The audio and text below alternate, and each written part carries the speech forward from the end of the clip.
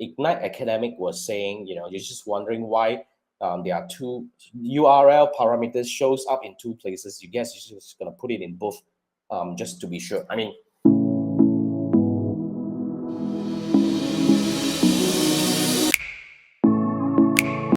for those who are not familiar, when you're creating a Facebook ad account, Facebook advertisement under the Facebook Ads Manager, inside the ad level, especially if you're doing traffic conversion, which is now sales, basically, as long as you're driving people to a destination like a website, they would, whether it's a website or, like marketplaces like Shopee and all that, there will be an option for you to put in your URL parameters. URL parameters is really something like it's like a parameter where it helps Google to actually capture, not just Google, any tracking platform to capture and attribute the visitors into different individual advertisements, so that we can know which advertisement drives us more traffic, which advertisement gets us more conversion and sales, so that we can actually do informed decision making based on what's working or what's not working, so that we can actually adjust our strategy as we move along.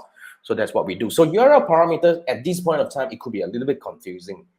In certain scenario, when you're setting it up, there are actually two places where you can actually set up. One is the URL parameter. The other one is, I think, I forgot the name already. Anyway, when you're setting up the advertisement, there are two options. There are two places. In fact, either one works.